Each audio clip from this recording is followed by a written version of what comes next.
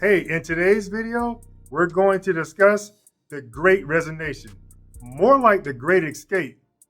One of the reasons employees are leaving the workforce, for which I believe, and no one is hardly ever talking about this one reason. See, during the pandemic, there were many people receiving unemployment checks and stimulus checks.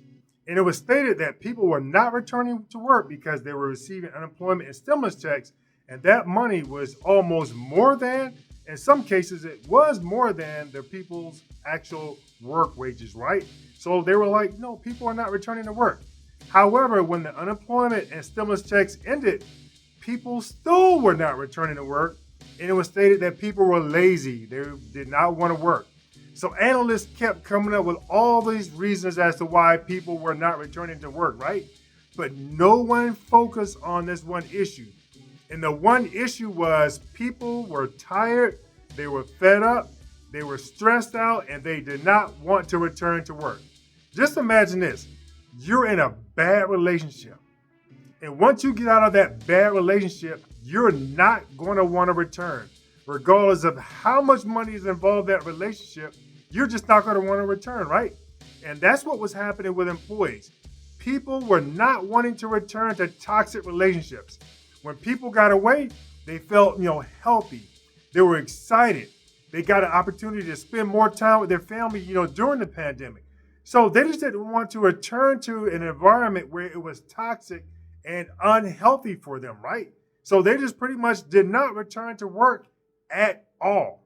See, literally, there are companies out there right now that are stressing their employees out and impacting their health. Therefore, they're shortening their life expectancy, right? So think of it like this. When a terminal ill patient is given, let's say 6 months to a year to live, that person is literally dying, right? They know that they're dying. Whereas an employee, their health is being impacted and they are dying in the inside. They're stressful, right? They've pretty much been diagnosed with high blood pressure. They've been diagnosed with all these illnesses and diagnosed with all these diseases, and all that's tracked back to that employer.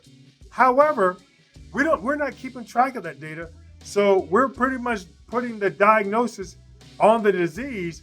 However, the actual employer is the cause of the disease because of the stress.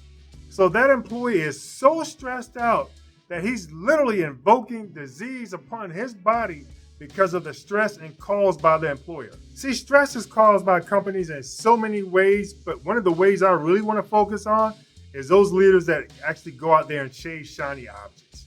And what do I mean by shiny objects? See, if you observe a dog and you have several red balls and you throw those balls at the dog, that dog will run all over and chase those balls, right? You throw one ball, the dog goes out and chases the ball. Throw another ball, the dog goes out and chases another ball. You continue to throw those balls, the dog continually goes out and chases the ball. And see, that's how leadership operates, right?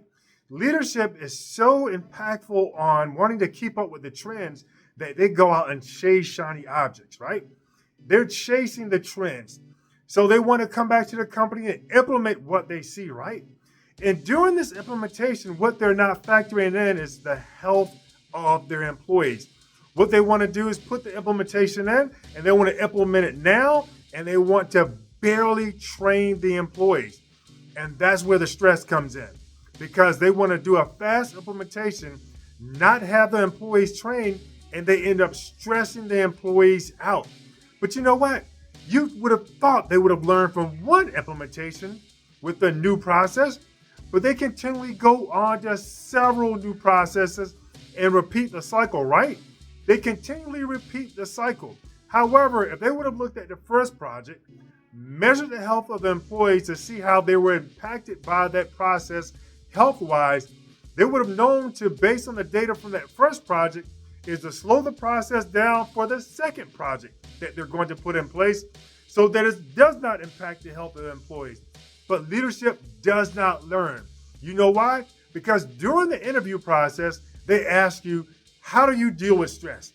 And the reason why they ask you that, because they're pretty much putting the stress on you to manage. They're not going to manage the stress. They're expecting to, whatever they put upon you, they're expecting you to manage that stress. And that's bad leadership. That is leadership that sucks, and you should immediately get away from it. Get away from leadership like that because that will literally kill you. See, recently I was conducting some research and I wanted to identify how many deaths were related to employee inflicted stress, right? So I wanted OSHA's website. That's the Occupational Safety and Health Administration, right? So this website pretty much tracks all the injuries related to deaths, hospitalization, let's say loss of an eye. These are like, really impactful injuries. So I didn't find anything on there related to, per se, stress-related deaths as it relates to the employer. And I really didn't expect to, right? Because I got a hunch in my gut feeling that this information is not really being tracked anywhere. I'm going to continue to do my research, but I was unable to find data on that website as it relates to stress-related deaths. And I didn't expect to.